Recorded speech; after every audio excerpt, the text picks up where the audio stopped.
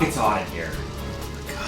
I gotta wear these glasses, alright? So don't make fun of me. I'm getting LASIK soon, so I gotta wear glasses. They like fucked up my prescription or something. They're like not strong, or they're not strong enough, or they're too strong. So if I hold them like that, I see fine. I think it means they're too weak. But anyways, I have to stand today so I can read like this. But I do think like with these on, I kind of look, you know, like a more intelligent, you know, more put together, you know, more academic, I will say. I have an academic look with these on, don't I? Where's your homework? Today I thought it'd be fun to go through the Explain Like I'm 5 subreddit and explain to you, like you're 5, the things that I read, the questions on here. Because with these on, I feel like I'm a little bit all-knowing, not like an omnipotent tomato figure, you know, like God or whatnot. I just feel like I know a lot more than you do. So, and I probably do. So I'm gonna explain to you these things. Why can people walk many miles without discomfort, but when they stand for more than 15 minutes or so, they get uncomfortable? Well, dumbass, if you maybe use your brain for 5 seconds, you'd realize that when you're running, your brain is releasing. I feel like you do get uncomfortable when you run. It's just you're like working out, so you're willing to push through it, because that's part of it, is being uncomfortable. But when you're just standing for 15 minutes, a lot of times you're working or you're doing something. You're in a mall waiting for your fucking whoever is shopping to finish, and you're just standing there, and so it's very noticeable how much discomfort you get it. Boom! Maybe think for 5 seconds. What's the actual answer? Your leg veins have one-way valves in them. They work when the skeletal muscles around them contract and release. When you are walking around, the flexion, relaxation of the walking muscles are literally pumping the blood back to your torso. When you are standing still, you aren't getting that pumping action naturally. You could flex/release your legs intentionally while standing, but it's not nearly as effective as walking. Hope that makes sense. Holy shit. So I was pretty close. I mean, that's what I was gonna say next. That was the second reason I was gonna say, was that one. But I just thought it'd be, you know, the first one was more applicable to your small brain, more easy for you to digest, you know? I know there's not a lot of thoughts going on up there, so to add one more is a pretty big ask. But, so I try to make it simple for you, but that's, yeah. I echo that statement. Let's go to the next one. Why does who produce cold air, but ha produces hot air? Whoa. Now that's a question. That is a Now that is a question. But the answer will surprise you. Quite obvious. It's because when you go like this, you look hotter. When you go like this, you kind of look like a little bitch a little bit. Like you're whistling. Like no one, you know, that's not attractive. Or you're like blowing on something because it's too hot, you know, you're trying to cool it down. No one looks hot doing that. Ooch, it's too hot, right? But if you're doing this, you could be breathing out some vape smoke, for example. That looks hot. So it's more what it looks like coordinates with what it feels like. There's two things to note here. The human body doesn't feel absolute temperature. What you feel is how much heat is entering hot or leaving cold your body. That's why metals always feel a lot hotter or colder than their surrounding high heat conductivity. So in the case of your breath, the air comes out faster on the who sound. A faster flow of air will carry more heat away from your hand via convection. As someone else pointed out, it is the same reason a fan cools you down even though the air doesn't get any colder. Holy shit! Oh my god. The reason the who sound produces a faster airflow than the ha sound for the same effort has to do with the opening size in your throat. If your lungs are pushing the same amount of air in both instances, the air will have to come out faster if the opening is smaller. Think of a garden hose when partially block the opening of your water comes out faster. Oh my god. Those examples are money. Thank you for those. For you guys. I, of course, knew this, so I'm saying thank you to the answerer here for making this more clear for you. And I'm just kind of the messenger here because I, of course, know that I'm kind of a vessel right now, but an all-knowing one. That's really interesting, though, to you, not to me. Do birds fly for days while over the ocean? How do they sleep? Okay, well, God, you are dense, aren't you? Do you stay awake in a long flight when you're over the ocean? Do you? No, you don't, do you? You sleep a little bit. Or you probably try to. I'm sure they do the same thing. Think. No, in all reality, what happens is when birds are over the ocean and they're migrating intercontinental, they'll take shifts. So they will mount other birds, fall asleep, and basically get carried, and then the opposite will happen. So it's kind of, you know, it depends. Like basically, like birds they'll bottom for some of the ride, and then the other ones will top, and then they'll switch. The other one will be the bottom, and that's kind of how that works. Some birds will fly for weeks at a time nonstop, and they sleep in bursts of only a couple seconds, and usually glide while doing so. They do this a few times a minute, so it builds up. See, okay, I was a little bit off on this one. I should know that because that's the way that I drive most of the time, is just little tiny bursts of sleep, couple seconds each. Kidding. I'm joking. Just, you know, if you're stuck in traffic, sometimes it's nice to just, and then you're good, you know? Worst case, the car in front of you is pulled out a couple car lengths. Others essentially sleep half their brain at a time, like some whales do. Like they literally sleep flying on autopilot while the left half or right half of the brain sleeps, and they switch sleeping to the other side. And I can also relate to that because that's kind of how you guys live your lives, just with half a brain. Not me though. Of course, mine is full and intact, and I have no brain rot. How come you can be falling asleep watching TV, then wide awake when you go to bed 5 minutes later? Well, that one all comes down to the rhythm of the night. This is the rhythm of the night. Oh, Lord. Oh, yeah. When you're watching TV, you would rather be awake. Your body always does the opposite of what you want it to do. That's kind of an establishing rule, just a general rule in life, you know? You want to be jacked, so your body's like, well, no, we're gonna be a little bit soft instead. You want to stay up and watch this awesome show, but your body's like, well, fuck you then. No, not happening today. We're gonna doze. And then, you know, your partner's gonna get mad at you for not watching the show.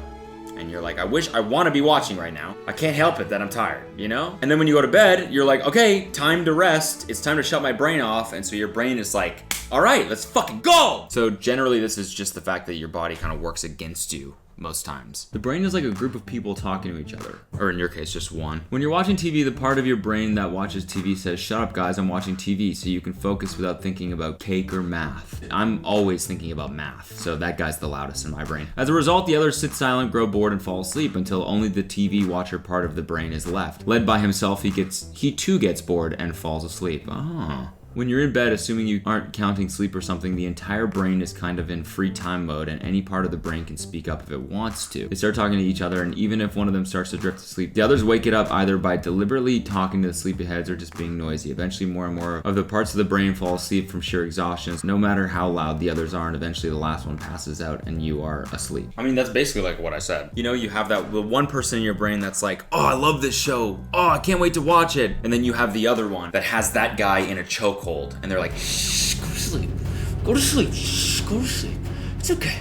It's okay. Yeah, go to sleep. Go to sleep. And then the other dude, the TV guy's like, you know? And then when you go to bed, the TV guy's like, all right, time to finally relax. The other dude, it's just like kneeing him in the balls, you know? Nope, not today. Oh! Not today. You're staying up with us for a while. Here, smoke some of this crack. What? No, I don't want to smoke. I don't want to. Jams it in his mouth, lights it. Oh, what the fuck? This is what crack feels like. If there is no cell phone signal, how does the emergency call only mode work? That works by channeling birds that are asleep and migrating in the air. They send and receive a certain wavelength. There's a certain radio wave that they emit, and since their brain is not currently operating, so the emergency calls, they wire them through them. So that assumes birds are real, which they're not. So since birds aren't real, birds are not real.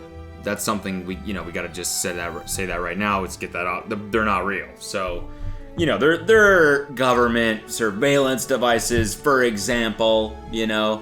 And that's not a conspiracy theory, you know, because it's just facts. So that's how the emergency calls works, is that once there are no cell towers around, there's tons of birds migrating across the ocean and whatnot, keeping an eye on stuff, so the calls are routed through that. Your phone is allowed to use any network it's physically capable of using for emergency calls, whereas normally it can only use networks you've paid to use, example, signals from a Verizon tower. Every carrier has roaming deals with other carriers who use the same signal, meaning your AT&T phone will work on T-Mobile towers, vice versa, same with every major carrier. So would it not work if you were just like in the middle of, I guess, is there anywhere that doesn't have, yeah, probably like in the middle of the fucking, I don't know, jungle?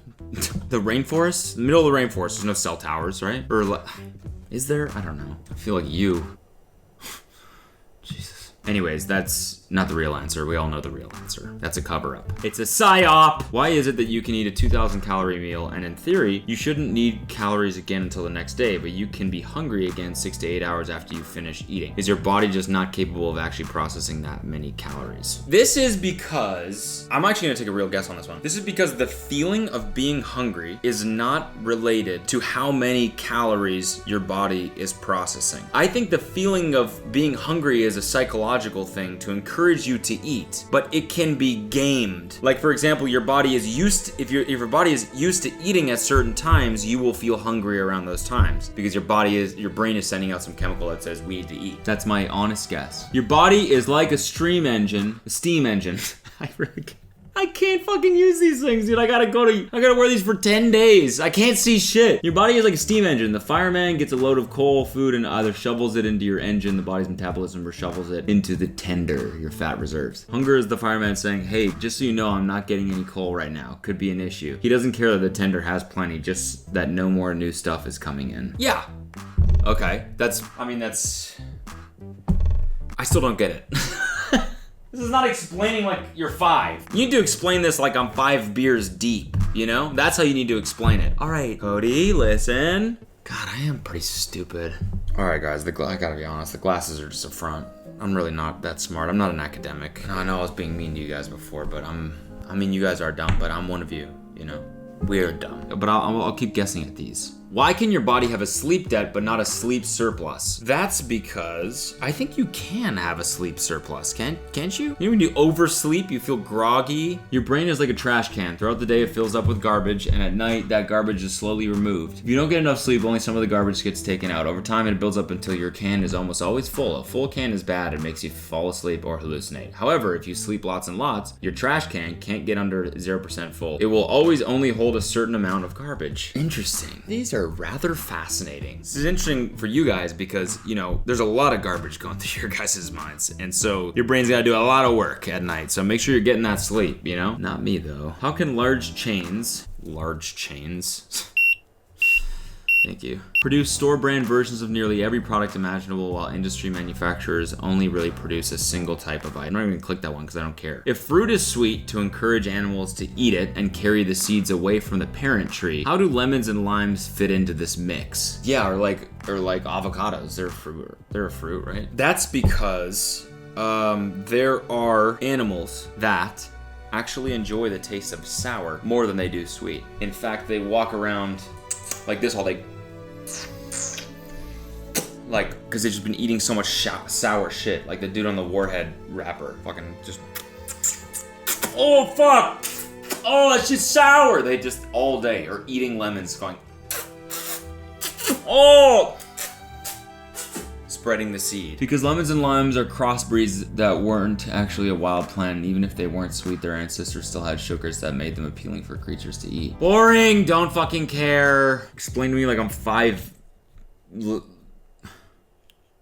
Why do bad smells like smoke and rotting food linger longer and are harder to neutralize than good smells like flowers or perfume? That's a fucking good question. That is a good question. They don't really, but you're keyed to be more sensitive to rotting food scents and other bad scents. There's usually a survival reason behind it, and over time we developed a sensitivity to those scents. God damn it! That makes so much sense! Smoke is an exception. That actually does have more particles in the air that can stick to things that smell longer as a result. Fuck. There's a wall, I think I've said this before, but this wall I painted with some old paint and it just stinks like mildew now, all day. So I painted over it with new paint and now it's just faintly smells and it's like fuck off, you know? So maybe I should spray it with cologne or something, a good scent. Or I'll burn it.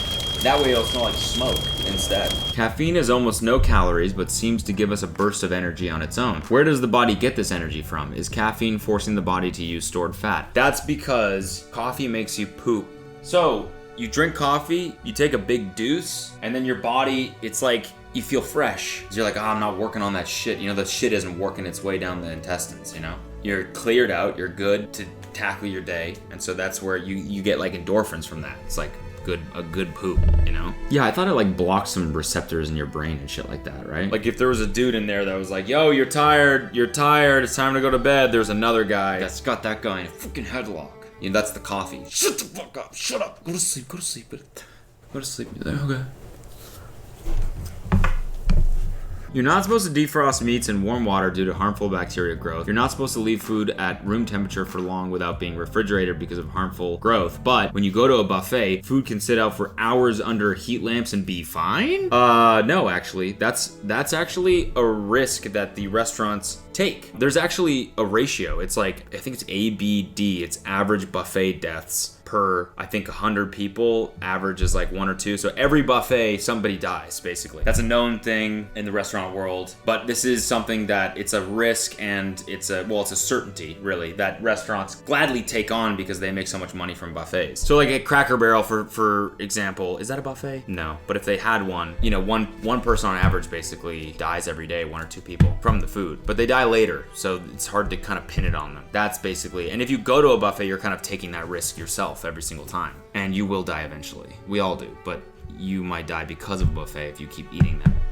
But that's why they're so good, and that's why it feels so like, oh, it's bad, you know? Shouldn't be doing this, is because you're basically playing Russian roulette for crab legs, you know? So that's the real answer. I'm not even gonna bother looking at the real answer because that's the answer, I know it. And we're gonna end it on a happy note. Best of luck out there in the buffets, and thank you for watching. And I hope this helped. I hope you learned something. If you're capable of learning anything, please press like on this video for me if you liked it. Thanks so much. Bye. If you like my glasses, please push like.